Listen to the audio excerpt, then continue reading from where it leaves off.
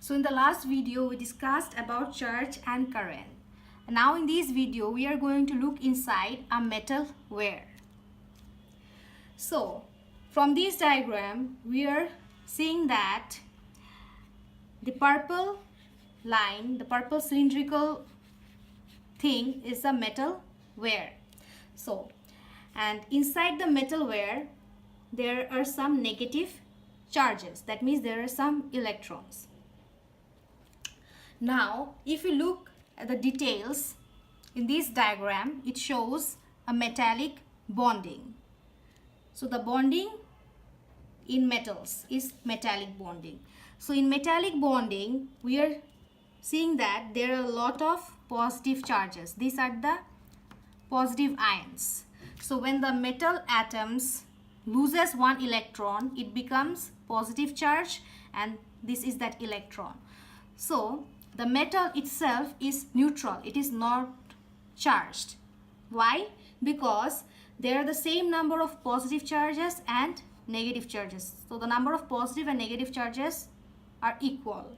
So the metal wire or the metal is neutral. Now the question is, if the metal is neutral, then how will a current flow through the metal?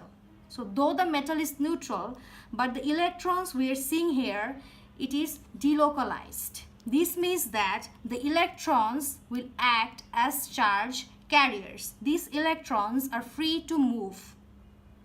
Now, as the electrons are free to move, they move around in random directions and collide with each other. So when the electrons are moving in random direction and colliding with each other, there is actually no net flow of electrons. So when there is no net flow of electrons, or when there is no net flow of charge, then actually there is no current flowing through the metal. For this reason, if we consider any metal wire, then though there is some movement of electrons inside the metal, but we are not getting any current. Now, if you consider this case here, we are connecting the metal wire with a battery. So, what is the difference? As we are connecting the metal wire with a battery, this battery will cause the current to flow. Now, the question is why? So, previously we have seen that there are a lot of free electrons inside the metal wire, but they were moving in random directions.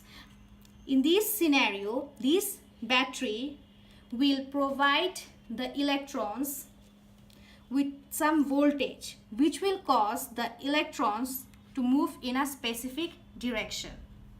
For example, as we can see here, there are two polarity. One is the positive pole, another one is the negative pole of a battery. So the positive pole or the positive part will attract the electron, whereas this negative pole will repel the electron.